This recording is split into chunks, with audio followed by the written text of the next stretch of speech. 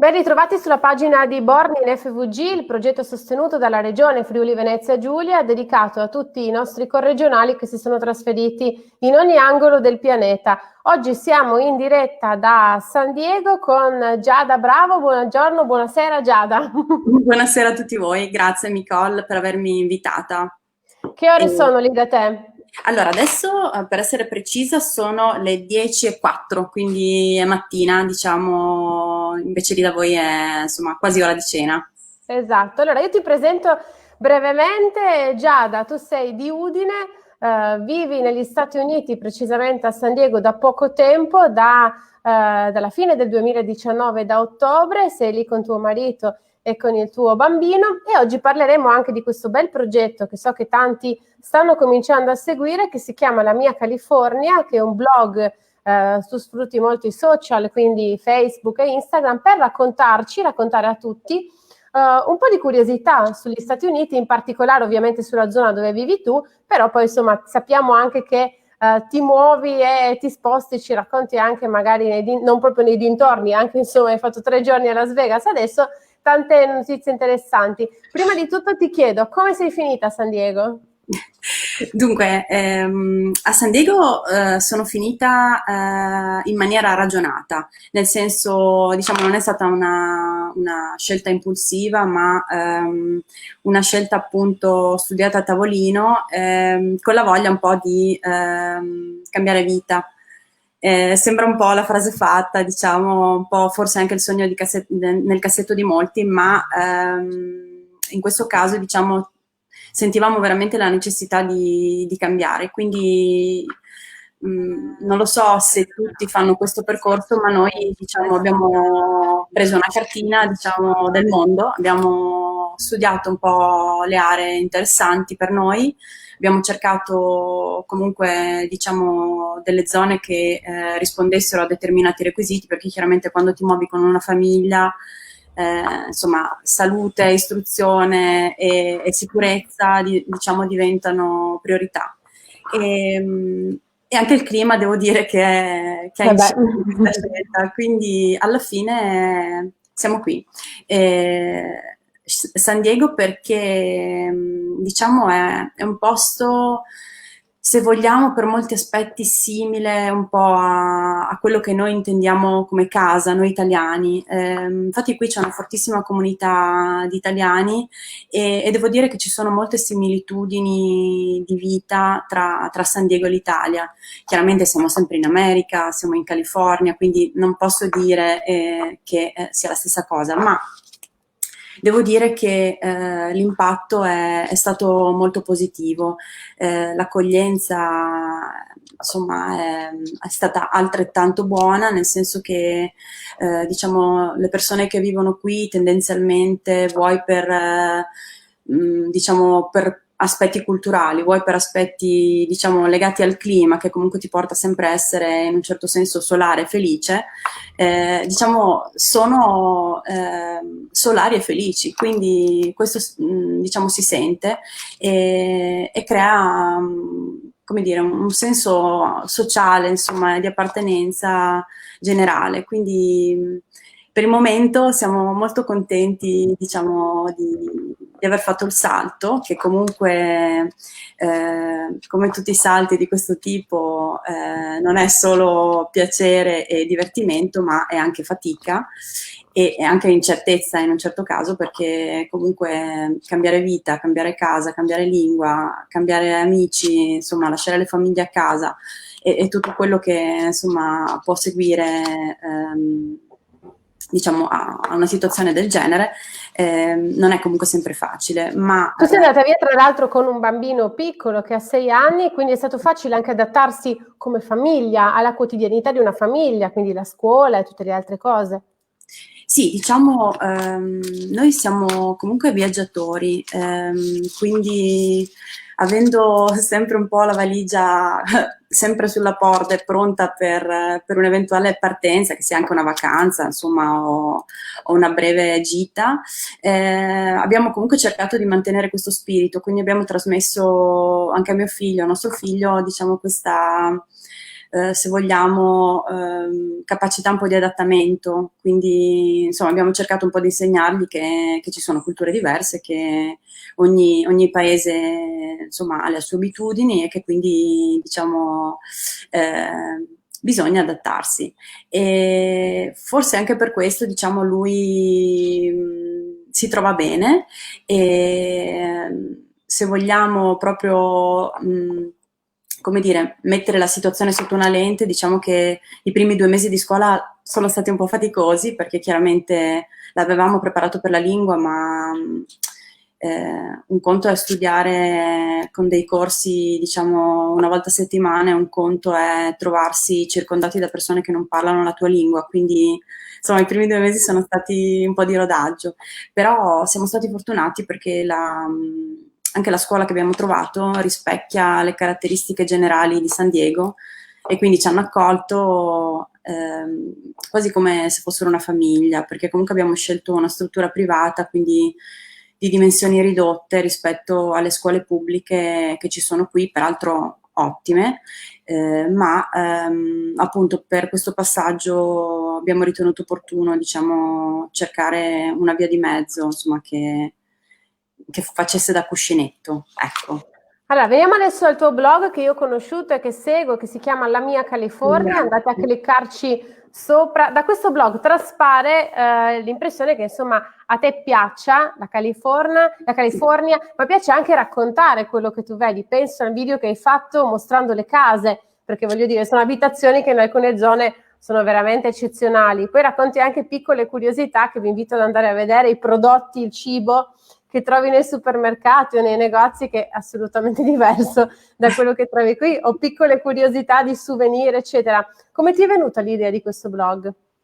Dunque, l'idea è nata tanti anni fa, insieme a questo progetto di cambio vita e diciamo è nata in maniera naturale per me perché essendo giornalista come te, diciamo, sono stata abituata, insomma, a guardarmi intorno e a vivere la mia professione come un aspetto proprio di vita. Io, cioè, come te, come tutti i colleghi, insomma, Ci sappiamo piace bene raccontare, dai. sì, ci piace raccontare e ci piace quello che facciamo, quindi pensare di dividermi, diciamo, dal mio lavoro sarebbe stato impossibile, però chiaramente ho dovuto un po' evolvermi, nel senso in Italia collaboravo con i giornali locali e mi sono occupata per tanto tempo di ufficio stampa, copywriting, pubblicità, insomma tutto quello che un po' riguarda diciamo, l'aspetto di comunicazione per le aziende e anche per diciamo, privati cittadini. Sui social invece diciamo, avevo sperimentato sì, ma mai per me stessa. Quindi ho pensato che fosse l'occasione per cambiare proprio completamente e quindi mi sono lanciata in questa esperienza dico cercando perché ogni giorno si lavora per migliorarsi e quindi diciamo sto anche ascoltando molto quello che le persone mi chiedono e mi dicono per cercare di raddrizzare eventualmente un po' insomma il tiro. Quindi dicevo, alla fine è nato naturalmente perché raccoglie un po' quello che è il mio lavoro, la mia passione per i viaggi e la necessità anche di raccontare in maniera precisa, perché da giornalisti, insomma, verifichiamo le fonti, controlliamo e controlliamo e controlliamo e quindi ci tenevo, diciamo, a creare qualcosa che un po' mi rappresentasse, quindi Mi dicevi che avevi un po' paura all'inizio dei riscontri, anche perché sui social naturalmente trovi sempre la persona che vuole dire qualcosa o vuole magari criticare, cioè la chiave giusta per trovare un blog per raccontare quello che tu stai vivendo, magari insomma quello era il primo ostacolo, vedere la reazione del pubblico, com'è stata? guarda, ero spaventata. Comunque, arrivando dal mondo della cronaca, dove sui giornali, diciamo, dove comunque tu scrivi, vieni letta, ma non hai proprio il riscontro, diciamo, immediato. Con i social invece è diverso perché tu pubblichi e hai subito, diciamo, la reazione. Quindi sì, non nego che all'inizio, diciamo, ero un po' spaventata perché non avevo proprio la più pallida idea di come, diciamo, avrebbero potuto giudicare il mio lavoro. E quindi ci sono andata cauta perché appunto aspettavo, diciamo, le reazioni e devo dire che oggi a distanza di 4 mesi, perché comunque la pagina è giovane, è nata durante il lockdown e quindi insomma siamo ancora in rodaggio.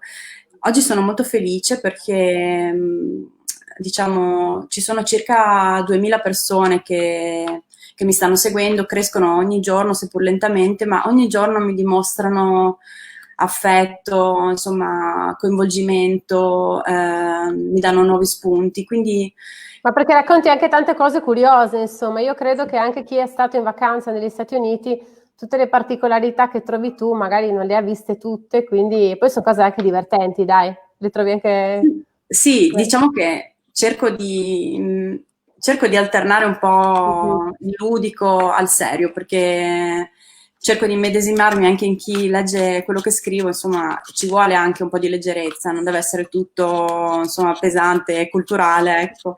Quindi cerco di, mh, cerco di dare delle informazioni che siano, spero, utili a chi vuole venire in vacanza qui a San Diego e dintorni, ma cerco anche di dare qualche input, diciamo che non è sulle guide, perché altrimenti, insomma, sono capaci tutti di prendere la guida e leggerla e trovare quello che c'è scritto. Quindi non sto seguendo le guide, diciamo, sto seguendo un po' il mio istinto e lo faccio un po' da viaggiatrice, nel senso che io in un certo senso sto scoprendo un lato di San Diego e della California che comunque non conoscevo, quindi mi metto anche nei panni di chi mi segue e penso che cosa potrebbe effettivamente interessare una persona che viene qui per la prima volta o che magari c'è stata e siccome le vacanze durano purtroppo un tempo limitato non è riuscito ad approfondire. Quindi io insomma cerco di impegnarmi ogni giorno di più e ringrazio le persone che mi stanno dando fiducia perché non lo do per scontato assolutamente.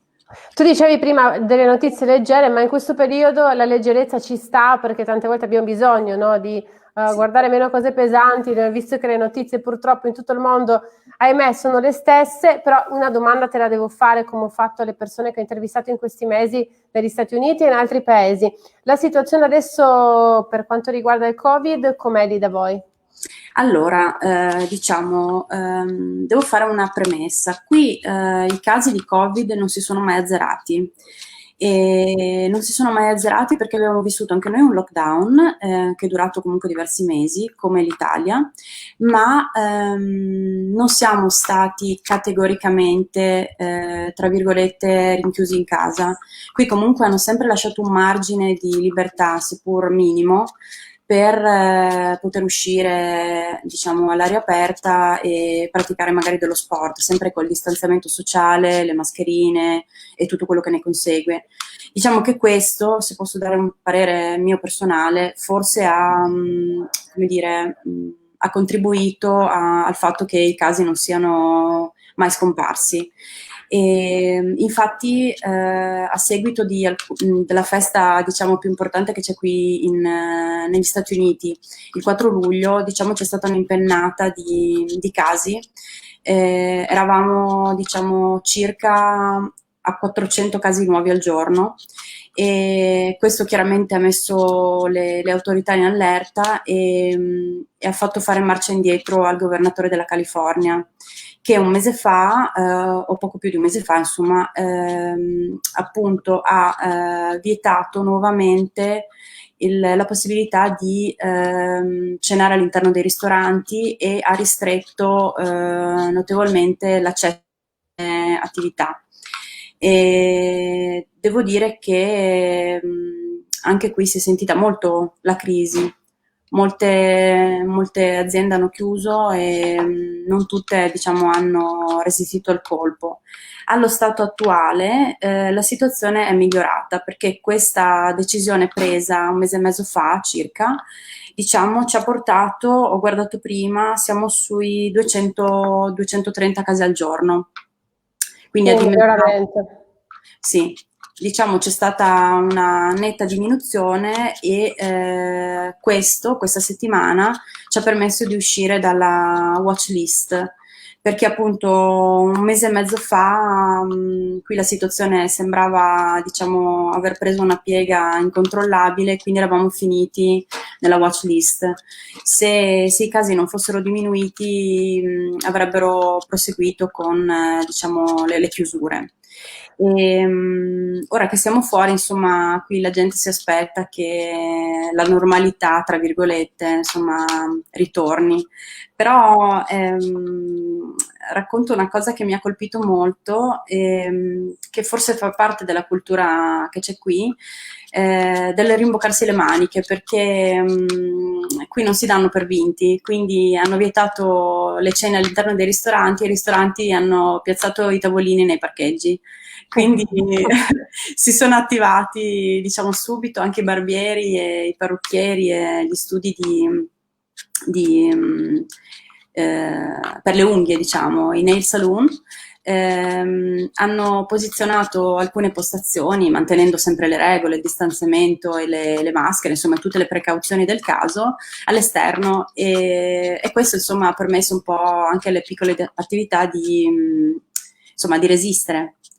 Perché Bene, dai, insomma, anche da voi la situazione sta lentamente migliorando. Qui ovviamente, insomma, i casi in Italia stanno aumentando, però credo che in tutto il mondo siamo in attesa di capire, insomma, quello che succederà. Intanto io ti ringrazio, Giada, per questa Grazie. chiacchierata. Ricordo a tutti di andare a vedere la pagina La Mia California, di seguire Giada perché racconta veramente un sacco di cose interessanti. Chi non è ancora andato in vacanza, sono spunti ottimi quando potremo tornare naturalmente a viaggiare come prima. Io ti Grazie. ringrazio tanto Giada, speriamo di sentirci in un'altra occasione anche più avanti e continueremo anche a dare spazio con Born in FVG al tuo blog. Grazie e buona giornata. Grazie, una Ciao buona Giada, serata a ciao. tutti. Grazie.